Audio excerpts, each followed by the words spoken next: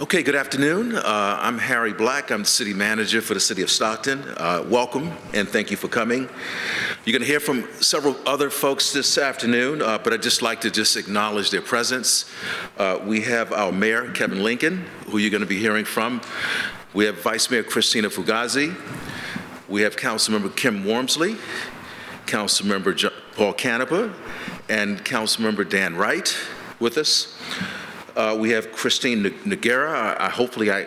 I'm always challenged with the last name. She is Superwoman. She's the CEO of the medical center, Community Medical Center. We have Alfonso Apu, who is the Chief Behavioral Health Officer for the Community Medical Center, a major cog in this wheel of this initiative. And we have Randy Pinelli, Director of Healthcare for the Homeless with Community Medical Center.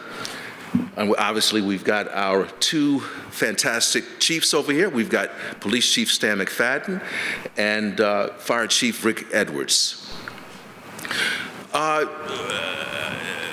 We should be celebrating at this point because we survived and made it through one of the most perilous periods in our history as a species, the pandemic.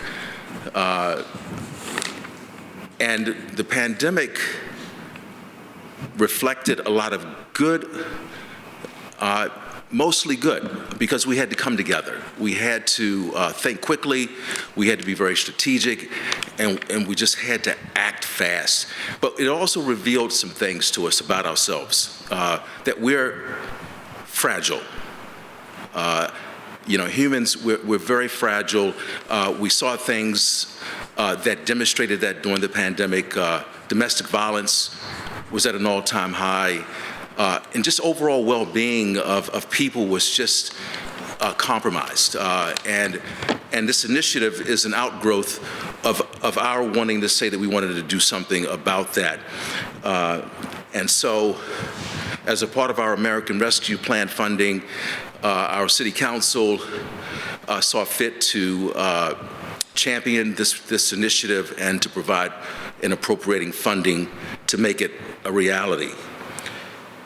So I look forward to you learning more about what the initiative is and how it will be rolled out. Obviously, this is a first of its kind initiative for the city of Stockton. As I mentioned, the council has allocated about $5.7 million for this three-year pilot project, and we're just thankful to be able to do that. So at this time, I'm going to ask our mayor, Kevin Lincoln, to come forward to offer us some comments.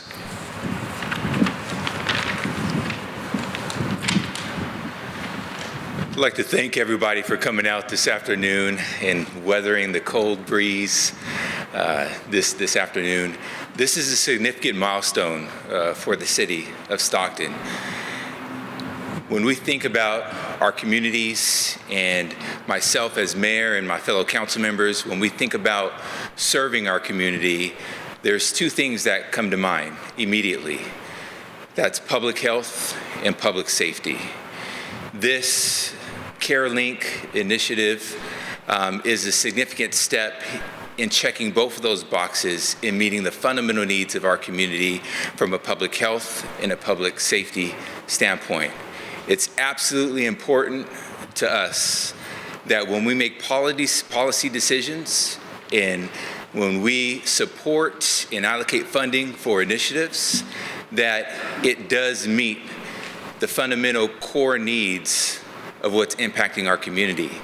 And as we roll out this initiative and as you hear more details about it from our trusted partners, what our community should understand is that this council supports them and is constantly looking for innovative ways to meet their needs. Specifically, this is going to help us from a public health standpoint better respond to calls for service that have to deal with some sort of behavioral health challenge, in addition to certain types of calls that are domestic related.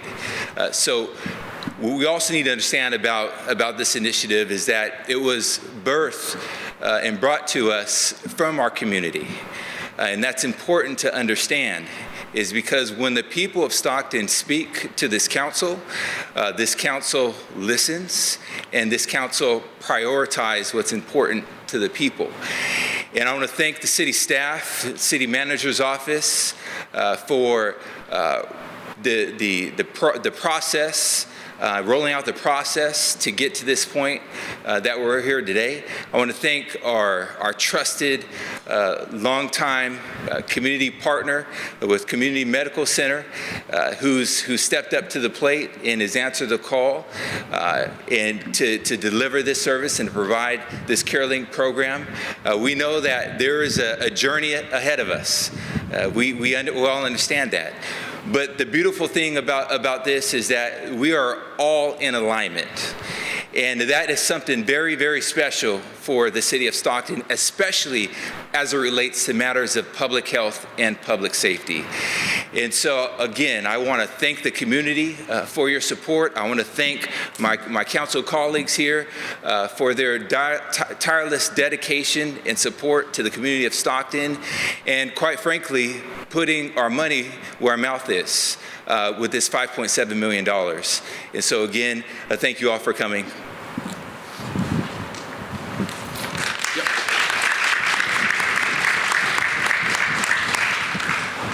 Thank you, Mayor. As the mayor stated, we wouldn't have even entertained the thought of doing something of this magnitude without knowing that we had a potential partner such as CMC. It's just, this would just be too daunting and too risky. But having an organization like the Community Medical Center made it a very, very easy decision. This is a quiet giant in our community in terms of what they do. Hopefully, Christina will talk some about what they do. They're providing all kinds of health, medical, well-being, behavioral health support, all corners of Stockton as well as all corners of our county. So I'm going to ask the CMC CEO, Christine Noguera, to come up, talk more about the program, and then following her, I'm going to ask both Chief Edwards and Chief McFadden to just come up and just say a couple of brief words about their role in this whole process. Perhaps here.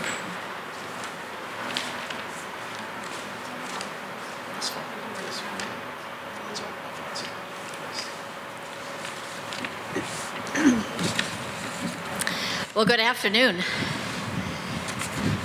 And thank you, City Manager Black, for those very kind comments.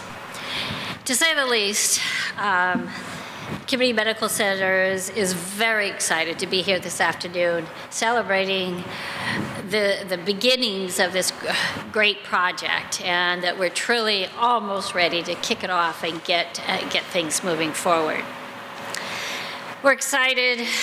It's a collaborative program that will bring an alternative behavioral health team and wraparound services to community members in need. First, just briefly, Community Medical Centers is a federally qualified health center with a 45-year history here in San Joaquin County, providing health services to communities of need. And here in the city of Stockton, we actually have 13 different sites that are neighborhood-based, addressing the specific needs of those different neighborhoods. CMC is known for our innovation and commitment to special populations, including the homeless, immigrants, justice-involved, farm workers, etc.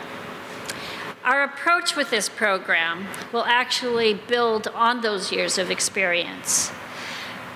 Our Healthcare for the Homeless CareLink program has over 25 years of experience here in San Joaquin County, providing neighborhood outreach, mobile outreach to the different encampments along the rivers, the sloughs, the neighborhoods within our city. We believe in a team approach, combining licensed professionals, case managers, and team members with lived experience. Additionally, our community partnerships, which we are a true believer in, and integrating the voice of community members is what will actually bring the best success to this program. At this time, I'd like to introduce Alfonso Apu, our Chief Behavioral Health Officer, to give you a better overview of how the program will launch and grow throughout the coming years. Thank you.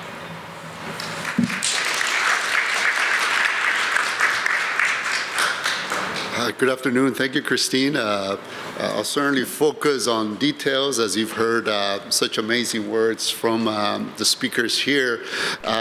And I want to start by saying that where we're at today has been not only the last several months of intensive collaboration by different entities in this city, but as the mayor said, the birth of this through our community, through some amazing advocates in the community that have really allowed for this process to be where it's at. So in terms of details, I want to, the good thing is I can't read here, but I can read that. So if you can read some of our shared objectives, which are focused, of course, on decreasing repeat callers of the 911 system and other systems that tend to be overutilizers of the 911 system, increasing follow-up with wraparound services. And this is a bit of a difference with this program, that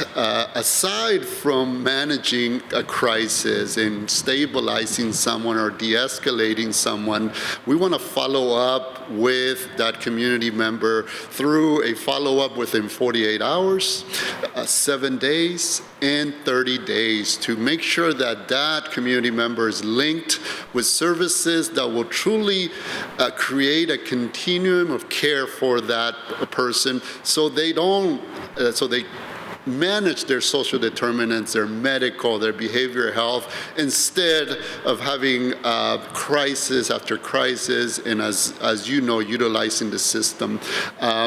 Next one is decreasing fear or hesitancy to call the police.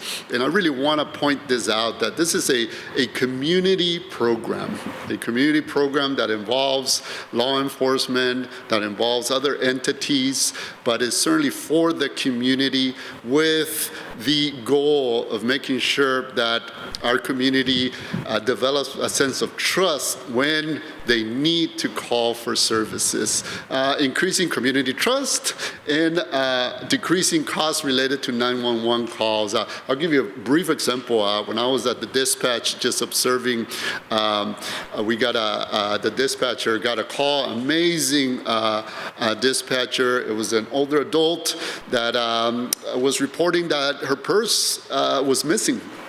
But she continuously called, reporting this. After some questioning, we started gathering that maybe she was having some issues with some executive functioning, some memory issues, where in a situation like this, if it would have been addressed differently, and maybe have someone else spend the time to talk to her while our dispatcher was actually dealing with true crisis, and maybe visited the community member, maybe linked her with primary care if she wasn't already linked, and with behavioral health, we could avert many things. And that's just a prime example how we can decrease costs. And of course, divert individuals away from the criminal system by linking them with long-term services. So how are we going to roll this out? We're still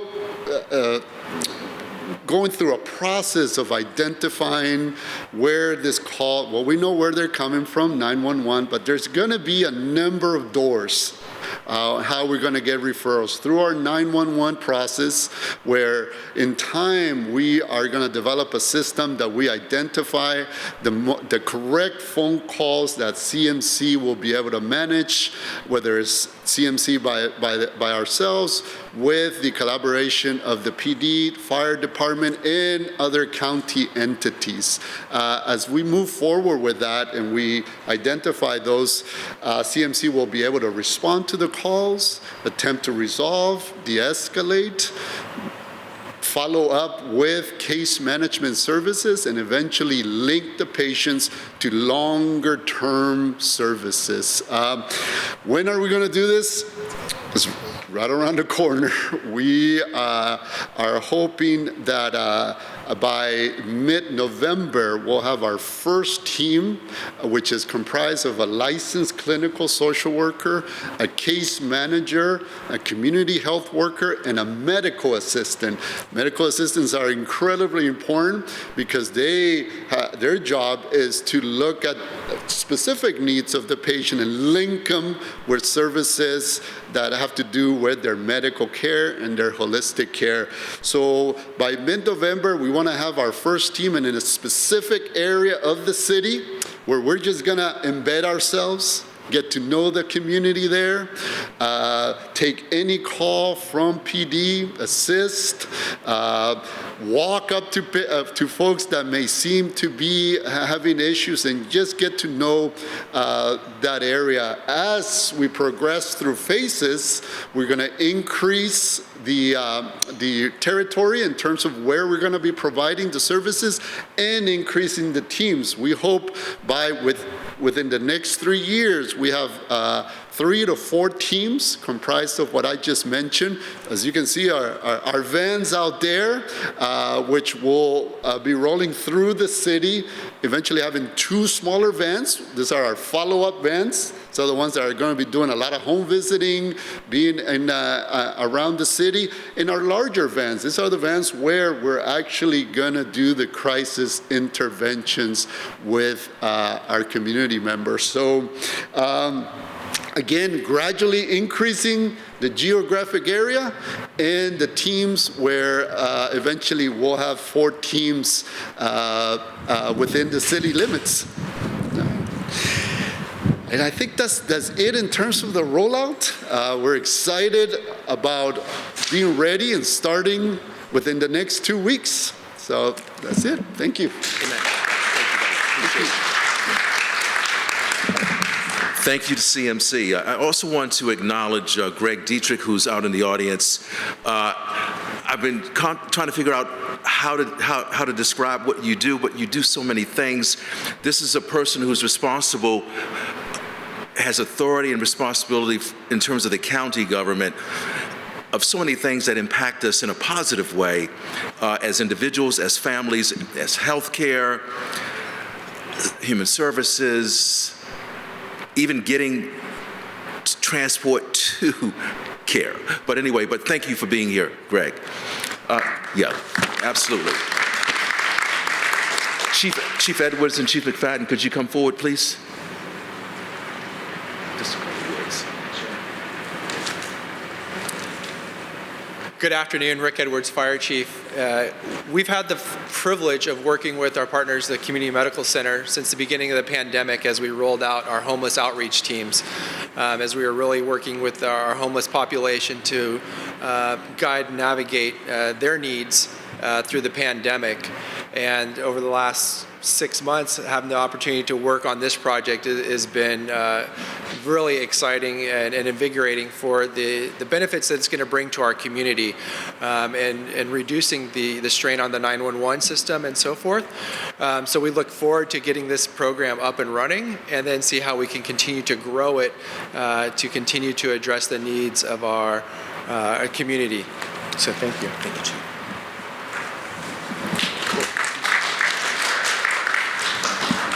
Well, good afternoon. My name is Dan McFadden. Again, it's a great partnership with CMC. We've had a lot of conversations at my office where this is what everyone wants to do. It's the right thing to do. You know, we've been talking about what does 21st century policing and public safety look like. This is how it looks, where we're in partnerships, where we have all the skill sets at the table. As you know, we all have several tools we can go to on our belts, but CMC has an incredible toolbox that is really going to help the communities. And this is something that your police officers or dispatchers have wanted for a long time, to have those additional resources accessible that can handle these low-level 911 incidences that can be better served, a better service provided to our community members. So we're excited, we're looking forward to it, and there'll be a lot more great things to come. Thank you.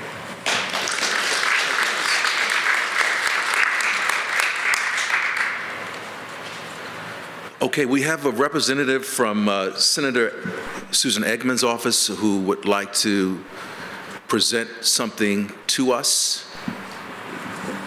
You want to come up?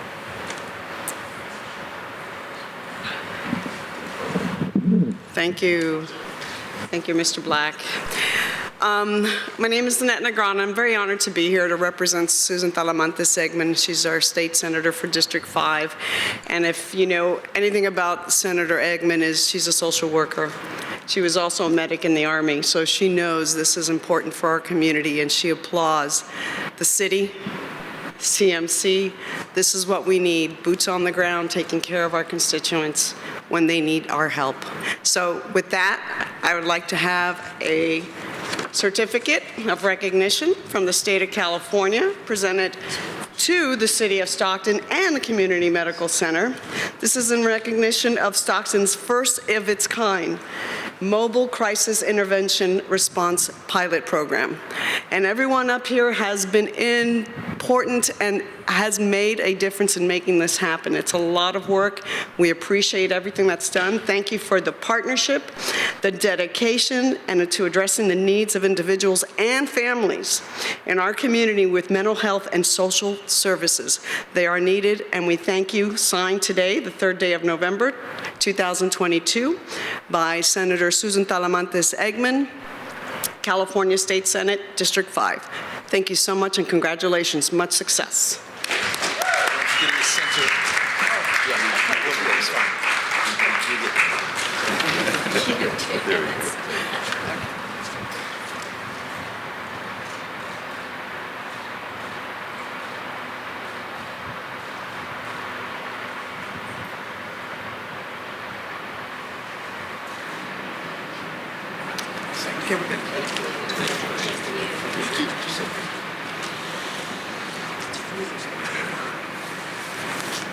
We'll take care of that, yeah. Thank you, Mayor. Okay, we will take a couple of questions, and then you can tour the vans and the other vehicles which will represent the mobile elements of this initiative, and then there are some refreshments off to the side as well. If there were any questions. How many vans do you expect to have over time, eventually? As Alfonso said, we're going to start with one van, which will also have a tandem of a couple of other vehicles attached to it. And the idea is to learn from this first team and to take what we learn and integrate it into additional teams. As Alfonso mentioned, ultimately, the vision is to have 3 to 4 teams rolling at some point in the next 2 to 3 years, but starting out with this one team initially. How many days a week? Alfonso? For this first phase, which would be a couple months, we're going to do just starting 20 hours just to kind of embed ourselves. Within 2 months, we're going to start to increase time to 40 hours, and eventually it will be 24/7. You're talking about, originally you were talking about maybe like 6 more units. It would eventually, we hope to get it within the next 3 years to 4 total. What area are you talking about? By the time we have 4, it'll be the whole city. The beginning will be around our Gleason area. It's going to be about a 4 to 6 block area. And just so you're aware, in terms of the collaboration, we have received or shared a lot of data between our PD, police department, our fire department. We've combined it with our data when it comes to depression screening, substance use screenings, and we've kind of embedded all that information, and we have identified what we call these hot spots. And the hotspots are where a lot of the phone calls for behavioral health needs are coming from, and they kind of coincide with hotspots where we see our patients screening for the most depression, the most trauma, the most anxiety. So it makes sense for us to be in those hotspots.